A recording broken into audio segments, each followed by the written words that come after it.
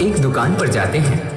तभी अचानक उनकी नजरें उस दुकान पर लगे बालकृष्ण की छवि पर पड़ती है। उन्होंने उस पान वाले से पूछा, भाई ये नन्हा सा बालक कौन है जिसका इतना कोमल शरीर परंतु इसके पाँव में एक जूती तक नहीं? ये जिस जमीन पर खड़ा है वो कितनी खुरदरी है। तभी पान वाले ने कहा, भाई खान साहब इसका नाम श्याम है और अगर इसके इतने ही फिक्र है तो आप ही इसके लिए जूते बना कर लाइए ना। ये बात खान साहब के हृदय पर छू गई। फिर क्या था, दूसरे ही दिन हाथों में नन्हे श्याम के चरण पादुका लिए वे उसी पान वाले से पूछते हैं, बताओ कहाँ मिलेगा श्याम, बताओ कहाँ मिलेगा श्याम, बताओ कहाँ मिलेगा श्याम, बताओ कहाँ मिलेगा श्याम। चरण पादुका लेकर सबसे, चरण पादुका लेकर सबसे पूछ रहे रस खान, बताओ कहाँ मिलेगा श्याम, कहाँ मिलेगा श्याम, बताओ कहाँ मिलेगा श्याम। बताओ कहाँ मिलेगा श्याम।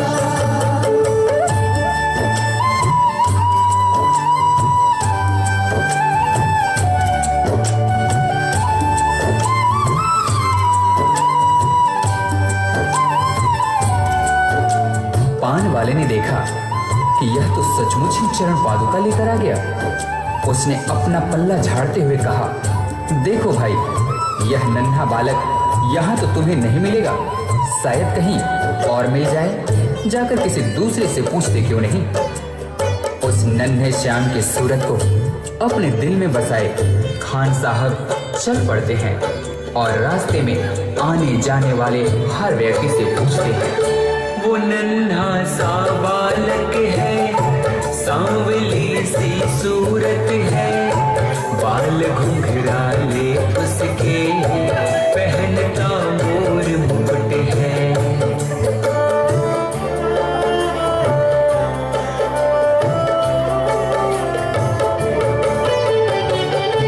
नैन उसके कजरारे, हाथ नन्हे से प्यारे, पैजनिया पग में बड़े दिलकश है नजारे। घायल कर देती है दिल को, घायल कर देती है दिल को, उसकी एक मुस्कान, बताओ कहाँ मिलेगा श्याम, बताओ कहाँ मिलेगा श्याम, बताओ कहाँ मिलेगा श्याम। बताओ कहाँ मिलेगा श्याम।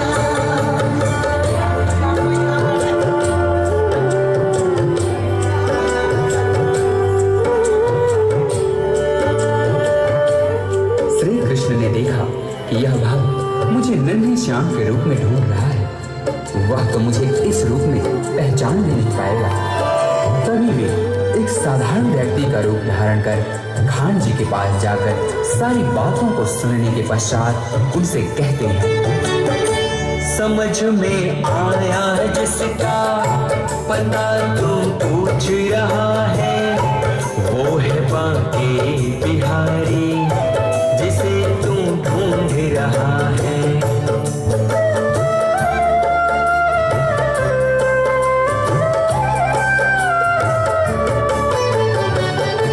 कहीं वो श्याम कहाता, कहीं वो कृष्ण मुरारी, कोई सांवरिया कहता, कोई गोवर्धन धारी।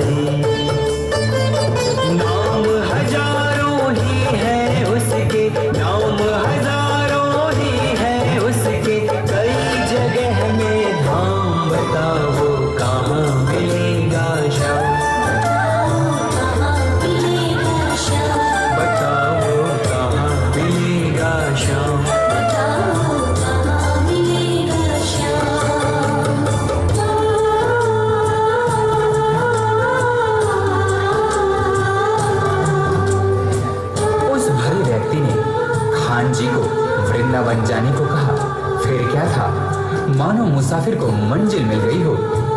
बिना खाए पिए लगातार चलते हुए खान साहब वृंदावन में कृष्ण के मंदिर तक जा पहुंचते हैं। पागलों जैसी हालत, हाथों में जूते लिए, अन्य समुदाय के होने के कारण मंदिर के पुजारियों ने उन्हें अंदर आने से मना कर दिया। नन्हे श्याम से मिलने की आस लिए खान साहब रो पड़े।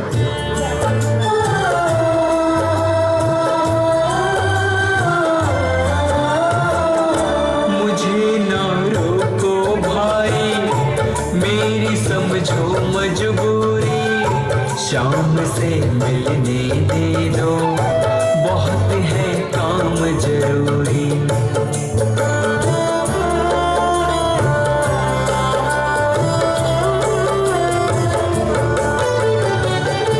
सीढ़ियों पे मंदिर के डाल कर अपना डेरा, कभी तो घर के बाहर शाम आएगा मेरा।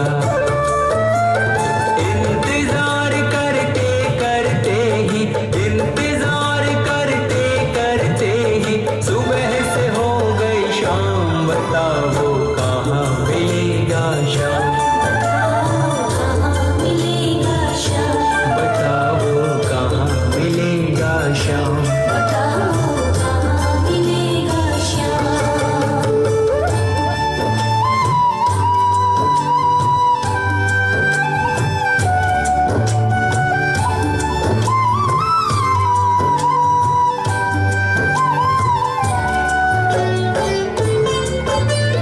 खान साहब के मन में नन्हे श्याम से मिलने की आस थी।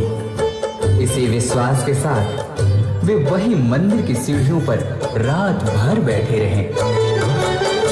जाग कर रात बिताई, भोर होने को आई, तभी उसके कानों में कोई आहट सी आई।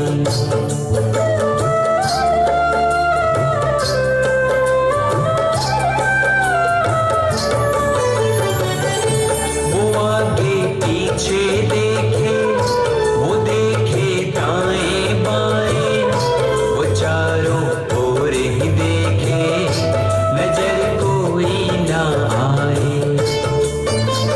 झुकी नजर तो कदमों में ही, झुकी नजर तो कदमों में ही, बैठा नन्हा श्याम, बताओ कहाँ मिलेगा श्याम, कहाँ मिलेगा श्याम, बताओ कहाँ मिलेगा श्याम।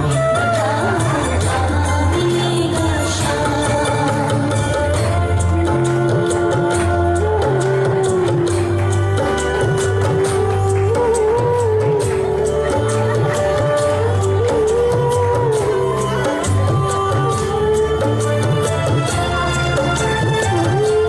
उस नन्हे श्याम की जैसी छवि भक्त खान जी ने अपने हृदय में बसाई थी, ठीक वैसे ही उन्होंने अपने सामने पाया। खुशी से गदगद होकर गोद में उसे उठाया, लगा कर के सीने से बहुत ही प्यार लुटाया।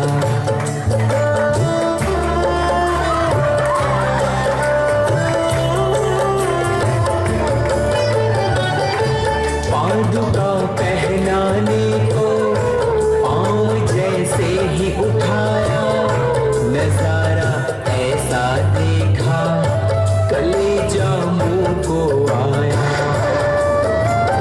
कांटे चुभ चुभ करके घायल, कांटे चुभ चुभ करके घायल हुए थे नन्हे पाँव, बताओ कहाँ मिलेगा शाम, कहाँ मिलेगा श्याम, बताओ कहाँ मिलेगा शाम। बताओ कहाँ मिलेगा श्याम।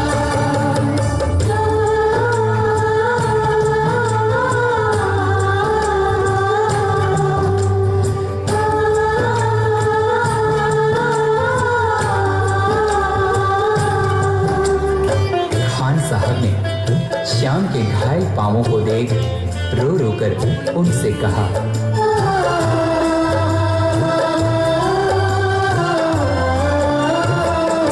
खबर देते तो खुद ही तुम्हारे पास में आता, न पग में छाले पड़ते, न चुभता कोई कांटा।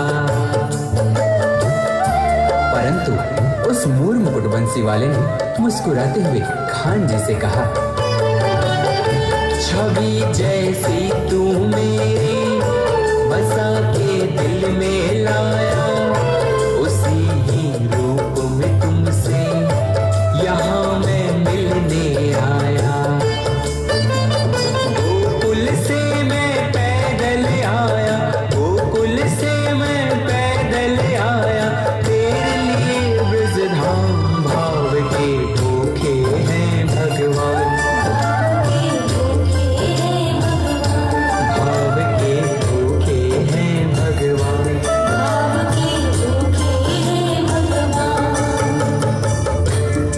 इस प्रकार भक्त और भगवान का मिलन शायद ही देखने को मिले। जाकी रही भावना जैसी, हरि मूरत देखी तिन तैसी। कन्हैया ने कहा, हे भक्त, आपने मुझे बाल रूप में खाली पांव देखा था उन पथरीली रास्तों पर, तभी तो मैं उसी अवस्था में आपसे मिलने के लिए गोकुल से वृंदावन पैदल दौड़। आपके हाथों से चरण पादुका पहन मुझे त्रिलोक की सारी खुशियां मिल गई। शाम की बातें सुनकर कभी वो हुआ दीवाना, कहा मुझको भी दे दो